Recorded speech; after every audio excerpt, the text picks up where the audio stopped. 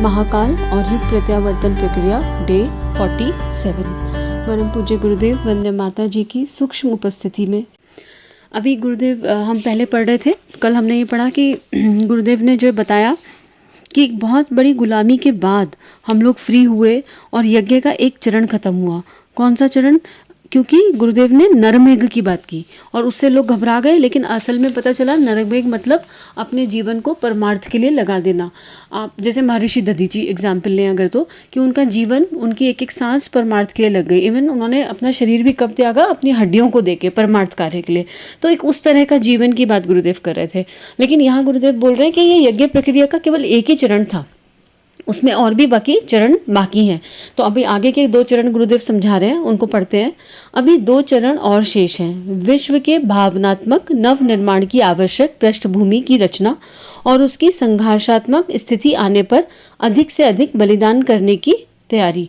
देखिए कितनी इंपॉर्टेंट इस सेंटेंस में, इस लाइन में गुरुदेव ने बात बोली है। भावनात्मक नवनिर्माण, हम कुछ भी करें हमारा इंटेंशन बहुत इंपॉर्टेंट है। आप कोई कर्म कर रहे हो लेकिन आपका मन उसमें प्रसन्न नहीं है अगर, लेकिन अगर हमारा भाव प्योर नहीं है और आप एक छोटा सा काम ही ले लो, अगर आप खाना भी बना रहे हो पर आपकी इंटेंशन प्योर नहीं है तो उस खाने को बनाने का कोई लाभ नहीं है।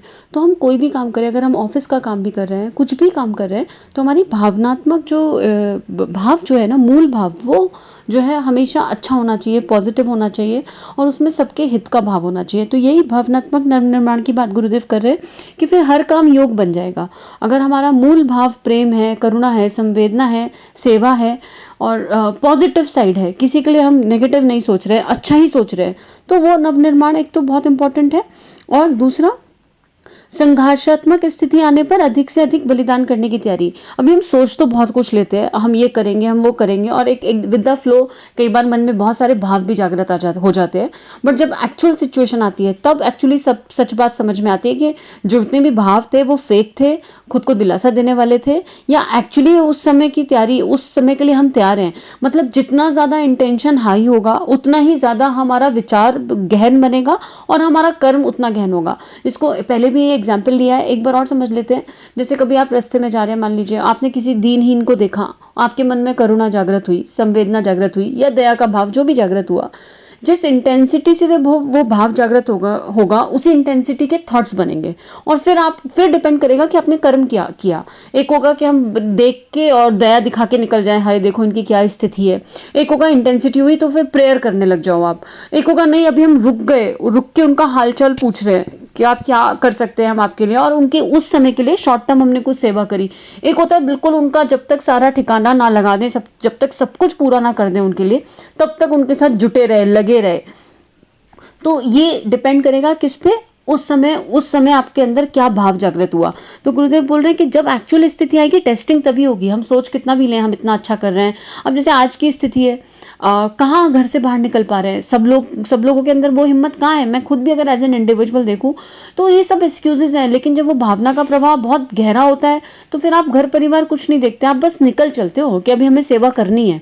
लेकिन घर में रह के सेवा करना वो कम है ऐसा नहीं कह रहे। वही गिलहरी के स्तर की बात की, ये नहीं देखना है, कंपैरिजन मोड में नहीं जाना, अपने भीतर झांकना है कि क्या इस सिचुएशन में जो मेरी शक्तियां थी, उन शक्तियों से, जो भगवान ने मुझे शक्तियां दी, उनसे मैं अपना बेस्टेस्ट कर पा रहे हैं हम एज एन इंडिविजुअल। अगर आपकी आत्मा आपको जवाब दे रही है, हाँ देखो मन की मत सुनना, मन तो जो है ब्लफ गेम खेलता है, लेकिन आपको भीतर से जब हम उपासना, साधना, आराधना करते हैं ना, तुम्हारी अंतरात्मा बता देती है कि हम सही कर रहे हैं, क्या हम इसके लिए हम जस्टिस कर रहे हैं। तो पता चल जाएगा अंदर से, फीलिंग, वो एक फील होता है अंदर से, एक सुकून का भाव होता है, वो मिल जाएगा। तो आगे गुरुदेव इसको लिख रहे हैं, इन पुण्य प्रयोजनों के लिए बातूनों और ढोंगियों की नहीं बलिदानियों की आवश्यकता अनुभव की जा रही है।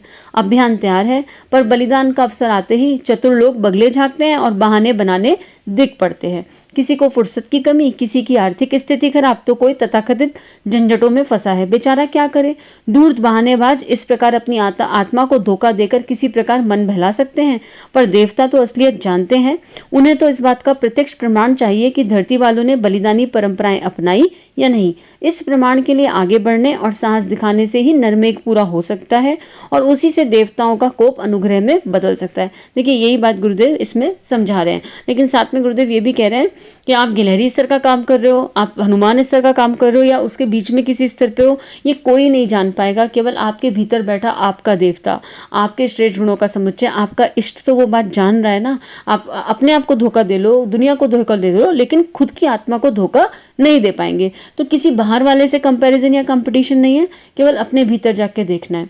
और यही बात गुरुदेव बोले कि जब उसको पता चल जाएगा तो नर्मिक कर पूरा होगा। अब मान लीजिए संकल्प तो बहुत लोग ले लेते हैं, हम 27 माला करेंगे, हम 40 माला करेंगे, पूरा कर कितने लोग पा रहे हैं विद इंटेंशन, इन दोनों ग्राउंड्स के साथ।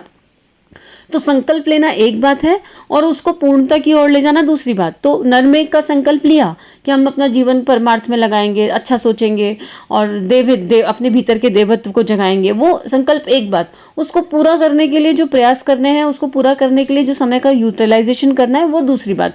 तो नरमेघ तभी पूरा होगा जब ये तीनों चरण जो है क्लियर पूरे होंगे। और जब ये पूरे होंगे तो महाकाल को समझ में आ जाएगा, आपके भीतर बैठे जो देवता है कि उनको समझ में आ जाएगा कि बिल्कुल विवेकपूर्ण निर्णय लिया, अपनी परिस्थितियों के हिसाब से बेस्टेस्ट किया। फिर क्या होगा, फिर आप शनि शेपों की श्रेणी में आ जाओगे। क्योंकि शनिशेप कौन थे ये ऑलरेडी डिस्कस किया है ना, कि अब वो ब्राह्मण, हमारे अंदर वो ब्राह्मण जाग गया। आगे गुरुदेव लिख रहे हैं, आज फिर शनिशेप कदम आगे बढ़ा सके, बलिदानों की परंपरा पुनः प्रचलित हो सके तो वर्तमान विश्व का संकट समाधान हो सकता है। सगर के 60,000 जलते हुए बैठे भारत के 80 करोड़ नागरिक, विश्व की 5 अरब प्रजा शमशान में जलती हुई चिताओं जैसी जिंदगी जी रहे हैं। देखिए वसुदेव कुटुंबकम की बात, खाली गुरुदेव भारत की बात नहीं कर रहे। और जब गुरुदेव ने ये लिखा तो 80 करोड़ और आज 130 करोड़, कितनी स्पीड से हम लोग बढ़ते चले जा रहे हैं। और हम सब क्या कर रहे हैं, और पूरी दुनिया की गुरुदेव पूरे विश्व को ले रहे हैं कि 5 अरब लोग, हम लोग शमशान जैसी चलती हुई चिताओं में जिंदगी जी रहे हैं। क्योंकि कोई किसी से पूछो आर यू हैप्पी, बहुत कम लोग ये बता पाएंगे कि वो वाकई खुश हैं। कोई किसी बात से दुखी है, किसी को कैसा स्ट्रेस है, किसी को कोई डिप्रेशन हो गया है, कोई पति से दुखी, कोई बच्चों से दुखी, कोई परिवार से दुखी, कोई रिश्तेदारों से दुखी। और ये सब बनाई हुई परेशानियां हैं, क्योंकि हम देख ही नहीं पा रहे कि हमारा कर्तव्य क्या है। ये हम ऑलरेडी सब चीजें डिस्कस कर चुके हैं कि किस तरह के दुख हैं। ये पहले गुरुदेव ने इनिशियली स्टार्टिंग में ही समझा दिया गया है सारी बातें। तो आगे गुरुदेव बोल रहे हैं कि अब इस दुख को शांत करने का समय आ गया है। अब अपने भीतर वो परमानेंट स्थायी खुशी, हैप्पीनेस, जो आत्मा की खुशी है, जिसमें बाहर की कोई चीज मैटर नहीं करती। कोई फिर आपके मुंह पे आके आपको अपशब्द भी कह जाएगा ना, तो आप उसके लिए प्रार्थना करोगे, कृपा होगी, वो अंदर वो वेग आ जाएगा कि करुणा संवेदना से आप प्रार्थना करोगे। आपके मन में कोई भाव नहीं बनेगा, कोई नेगेटिव इमोशन नहीं आएगा, एक स्थायी खुशी, एक स्थायी आनंद की प्राप्ति होगी। तो वो होगी कैसे, लेकिन उसके लिए कौन चाहिए, भागीरथ चाहिए। कौन, एक तो कोई ऐसा सामने आए, ज्ञान गंगा बहानी है अब गुरुदेव को, और किसके साथ, भाव के साथ बहानी है। तो गुरुदेव आगे यही बात लिख रहे हैं, इन्हें शांति प्रदान करने के लिए ज्ञान गंगा का अवतरण आवश्यक है। गंगा अवतरण की संभावना विद्यमान है, पर भागीरथ नहीं। दुर्भिक्ष का अंत कर विपुल वर्षा कर सरजाम नरमेघ रचा पड़ा है, पर शनिशेप अभी भी चुप्पी साधे बैठे हैं। ना जाने कब तक गंगा को भागीरथों की प्रतीक्षा करनी पड़ेगी, ना जाने कब तक नरमेघ का यज्ञ कुंड बलिदानी शनिशेपों की बाट जोड़ता रहेगा। ये प्रश्न चिन्ह के साथ गुरुदेव लिख रहे हैं कि हम सबके भीतर का शनिशेप कब जागेगा, क्योंकि every soul has a potential. हम सबके अंदर एक पोटेंशियल है अपने से अपना बेस्ट करने की, अपनी परिस्थितियों के हिसाब से जो भी प्राण प्रवाह हमें मिल रहा है। लेकिन हम अपनी छोटी छोटी चीज़ों में, छोटे छोटे क्षणिक सुखों में फंस जा रहे हैं। तो एक क्वेश्चन मार्क के साथ और एक दर्द और एक पेन के साथ गुरुदेव लिख रहे हैं कि सारी प्रॉब्लम का सॉल्यूशन मिल सकता है, बस हम आत्मनिर्माण की तरफ बढ़ जाएं। हर एक इंडिविजुअल, सतयुग यही तो है ना, कि एक एक इंडिविजुअल जाग जाए और अध्यात्म की राह, अपने भीतर की राह, अपने को सुधारने की राह को पकड़ ले। तो बस हमारे भीतर का शनिशेप वहीं जागृत हो गया। जब हम ये सोच लें कि आज हम बस ये जो हमारे अंदर बुराई है, बस आज से इस पे काम करना, और एक एक करके, एक साथ नहीं होगा, एक एक करके उठाएंगे और काम करते चलेंगे, एक एक करके उठाएंगे और जप रूपी साबुन अपना कर्म हर क्षण का सदुपयोग करते चलेंगे। तो बस वो जागृत हो गया। किस लेवल पे जागृत हुआ, किस स्तर का हो, वो तो हमें देखना ही नहीं, फल की इच्छा करनी ही नहीं। यही बात गुरुदेव कह रहे हैं कि बस अपने भीतर का उसको जगा लो। आगे लिखना है, इस अभाव की पूर्ति हम कर सके तो युग की एक महती आवश्यकता पूरी हो जाए, इतिहास को अपनी पुनरावृत्ति का अवसर मिल जाए। यहाँ गुरुदेव ने क्वेश्चन मार्क पॉज के साथ छोड़ा है, और गुरुदेव को पूरी आशा है कि जो है हम सब के भीतर वो गुरु तत्व का प्रेम, आपके इष्ट के प्रति जो प्रेम है, समर्पण है, वो निश्चित रूप से जागृत होगा ही होगा। अभी आगे एक नया टॉपिक गुरुदेव ले रहे हैं, और इसका पैराग्राफ, एक पैराग्राफ ले लेते हैं। आज की सबसे बड़ी बुद्धिमत्ता और लोक सेवा। अभी गुरुदेव बता रहे हैं कि आज का जो समाज है, आज का जो जीवन है, और आज मतलब जिस पल हम इसे पढ़ रहे हैं, क्योंकि अगर हम ये आज पढ़ रहे हैं तो इसका मतलब ये हमारे लिए आज ही इंपॉर्टेंट है, इसलिए हम तक ये बुक पहुंची है। जैसे मतलब किताब एक्चुअली चुनती है पढ़ने वालों को, सुनने वालों को, तो ये बुक है, ये ऑथर है जिसने हमें चुना है। जैसे गुरु शिष्य को चुनता है ना, ऐसे ही और बुक चूज यू। तो इस समय अगर हम ये बुक पढ़ रहे हैं या सुन रहे हैं या इसका किसी भी तरह चिंतन स्वाध्याय कर रहे हैं, तो इसका मतलब इस किताब ने हमें चुना है। तो ये आज की ही बुद्धिमत्ता है। इसमें गुरुदेव क्या लिख रहे हैं? आंधी तूफान के समय जो पेड़ अकड़े खड़े रहते हैं वे अक्सर उखड़ जाते हैं, किंतु जो नम झुक जाते हैं वे आसानी से बच जाते हैं। बैंत जैसे सीधे पौधे और गिलोई जैसी बेल किसी भी आंधी तूफान में अपना अस्तित्व इसलिए बचाए रखने में समर्थ होते हैं कि वे समय की गति को समझकर अपनी रीति नीति बदलते हैं। आंधी का प्रवाह जिधर झुकने के लिए उन्हें विवश करता है उधर झुक जाते हैं। बेशक आदर्शों को छोड़ने के संबंध में कोई समझौता नहीं करते, पाप के साथ पटरी नहीं बिठाई जा सकती, पर इतना तो हो ही सकता है कि जहां अपनी भूल हो वहां दुराग्रह छोड़ दिया जाए। इतनी समझदारी तो बरतनी ही चाहिए कि जब दंड सिर पर अग्रजे तब तक पैर रोककर चलने और हाथ रोककर करने की बात स्वीकारी जाए।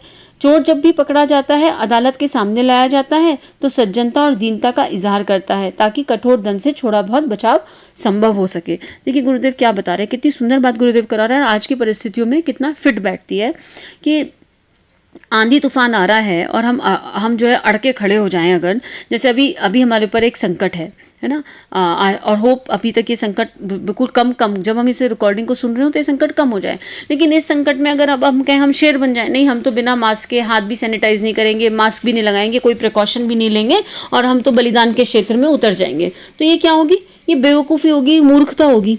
क्यों? क्योंकि आंधी थी, हमें विवेक का, बुद्धिमत्ता का इस्तेमाल करना था और सैनिटाइज भी करना था, हाथ भी धोने थे और सारे प्रिकॉशंस जो बताए जा रहे हैं वो लेने थे अपनी सुरक्षा के लिए, अपने परिवार की सुरक्षा के लिए, अपने समाज की सुरक्षा के लिए।